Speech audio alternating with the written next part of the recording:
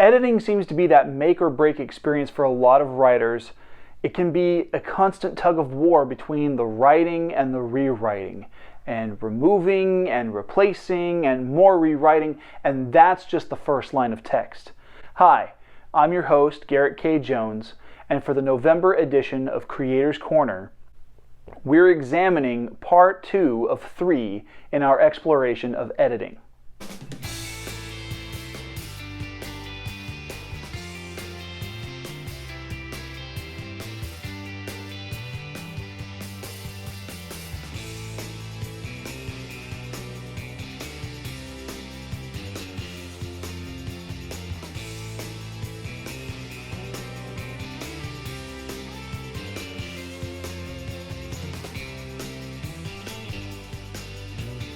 Happy Saturday, everybody. This episode is going to be as involved but not nearly as terrifying as we jump from substantive or content edits to line edits.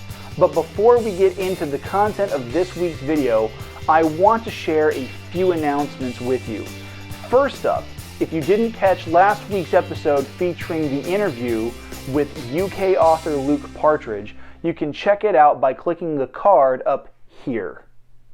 I'll be honest, I'm a little envious of Luke's beard. I think his looks better than mine. It's longer. And I'm growing mine out to help raise money for No Shave November. After seeing how cancer impacts the health and the livelihood of people I have known, I want to help do my part to raise money to go towards researching cures and better treatments for cancer patients. I'm not the most athletic, so running or walking a track for 24 hours isn't as fun for me, nor is it as easy as growing a beard.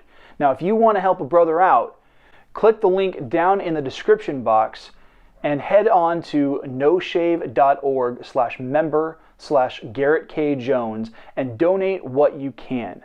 But I want to have a little fun with this. Whoever donates the most by the end of the month gets to decide what I do, within reason, with the beard.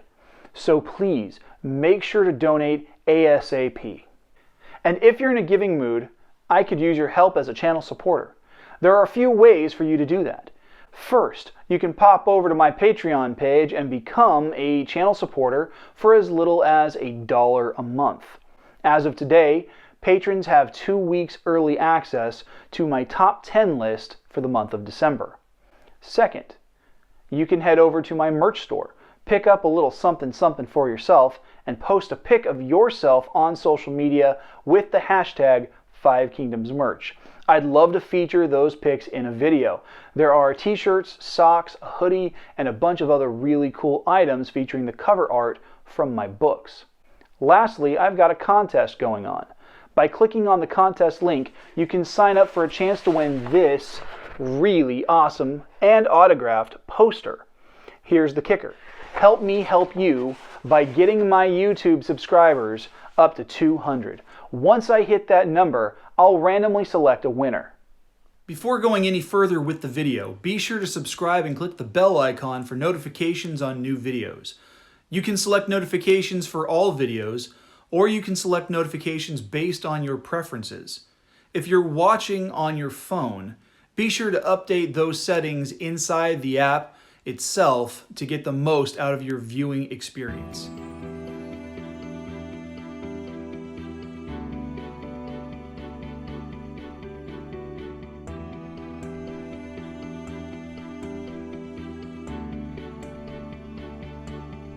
So last month we broke down what substantive or content editing is, and that it's a macro view of your manuscript, like jumping out of an airplane at 25,000 feet without a parachute and aiming for a 100 square foot safety net landing zone.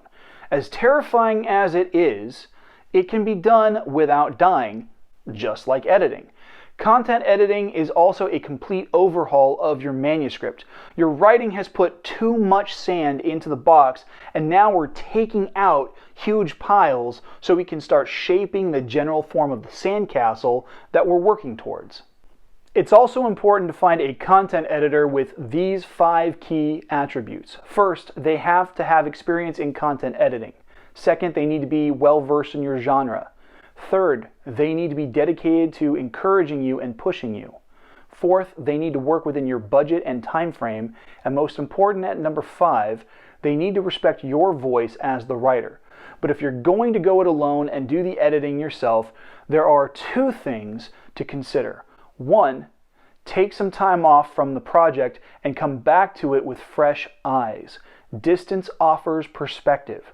And 2, make sure you take notes about the manuscript to make sure that you have everything lined out before you make a mark on anything.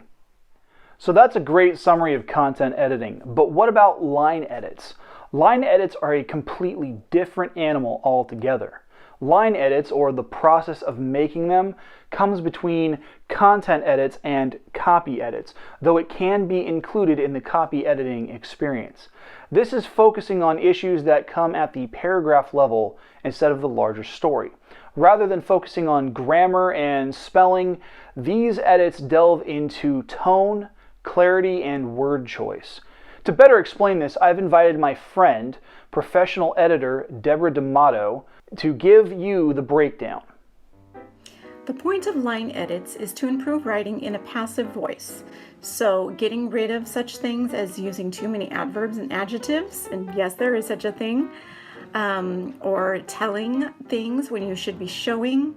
It is carving out the unnecessary words and phrases, the repetition, unclear phrasing, unintended tonal shifts, and mixed metaphors.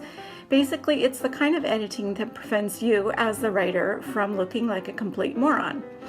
We all remember Garrett's post from last December when he mentioned Joey Tribbiani's tragic use of a thesaurus. If not, you can find that video up here. When you're looking for a line editor, what you want to do is to find someone who will actually do line edits. Just like with last month's tip on content editing, you really want to make sure that they're actually going to do the line edits. Some content editors might do line edits after that first massive round of editing, and some copy editors might do both line and copy edits at the same time because the different types overlap. But to test a potential editor, you can ask them for a sample edit to see what they will do. If you're already working with a line editor, here is something to consider. Just because an editor points out an issue doesn't mean that you have to go with it if you don't like it or if you don't feel it's consistent with your voice, but you should cooperate with the line editor to zero in on a solution. Thanks, Deborah. I value Deborah's input because she has experience in the field as an editor, and the information she provided for us in this video is important. But what if you're self-editing? Well, there are 6 things that you can do to clean up your paragraphs and tighten up the manuscript. First, replace weak words with strong words. Take, for example, the sentence, "George let out the breath he was holding." Sounds good, right? Well, that was, of course, rhetorical. It sounds weak. It would be stronger if you wrote it like this: George exhaled. It's shorter, sure, but it's active and the verb is much stronger. Second, replace a phrase with a single word that conveys the same meaning. You can tighten up a phrase like Janine should shower every day and turn it into Janine needs to shower daily. Third, eliminate unnecessary adverbs. Adverbs are those descriptors used to enhance verbs like really, sweetly, or noisily. Basically, if it ends in an ly and comes before or after a verb, it's an adverb. But adverbs are a lot like salt in a spaghetti sauce. Too much ruins the flavor. In this case, less is more. I also highly recommend avoiding the use of words like very and really, as they are weak adjectives. A man is not very tired, he is exhausted. And don't use very sad. Use, come on, Mr. Overstreet, you twerp. Morose? Exactly, morose. Fourth, it's important to ensure your wording doesn't confuse readers. I had a friend of mine take a look at a chapter I was recovering for book 5. Something she pointed out to me was that the first 2 pages seemed to reflect that the main character in the scene was waking up twice. My intent was to protract the scene where his senses come back to him one at a time, and the last thing he does is sit up and open his eyes. The confusion happened at the beginning where I used the word dozing, indicating he woke up, he heard sounds and started going back to sleep before really waking up. Clearing up that confusion tightened the scene without having to cut much of it out. Fifth, use an active voice. I've made a couple of different references to this in past videos. If you try to avoid words like was, had, and that as much as possible, you'll find that you'll reword sentences to avoid their use, which automatically makes the sentences more active and thus more engaging for the reader. And sixth, eliminate cliches. This reminds me of one of my favorite comedies from the 80s, Throw Mama from the Train. Billy Crystal plays a writer who is stuck trying to open his new book, and he keeps coming back to the cliched phrase, "the night was," and he doesn't want to use that cliche that follows, "dark and stormy." But he can't break through the writer's block until the title woman, played by the late great Anne Ramsey of Goonies fame, comes up with this phrase, "the night was sultry." It breaks cliche and is a better descriptor. Wait a minute. Doesn't that sound a bit familiar for you guys? Oh, right. That's why. I made the same point in a previous video. I thought I was about to suffer some kind of spicy deja vu or something. Anyway, the tips provided by myself and Deborah are great whether you're in the market for a line editor or you plan on doing it yourself. Now, if you need an editor and you want someone who is competent and knows what they're doing, head on over to thereadingprofessional.com and connect with Deborah and the editing services she offers her clients. You won't be disappointed. Hey, thanks for watching. Please make sure to like and share this video because that's how this channel is going to grow its viewership. If you're able to do so, please become a channel supporter by going to patreon.com/GKJ Publishing, where you have 4 tiers to choose from. Every tier comes with sweet perks. Don't forget to check out the new 5 Kingdoms merch store on Teespring. Connect with me on Instagram and Twitter at GKJ_publishing. Please donate to support No Shave November and help me raise money to fight cancer. And I will see you guys next week for the Forming Fantasy segment, where I'll be breaking down Lord General Ahriman from my series, The Archives of the Cinque Reine. The vlog of the 5 Kingdoms is filmed without the use of a live audience at Skyrocket Studios in Hanford, California. We can't do what we do without your help, so please make sure to subscribe by clicking the button that's above my head, and make sure to watch and share the videos over here to my left. Have a great week.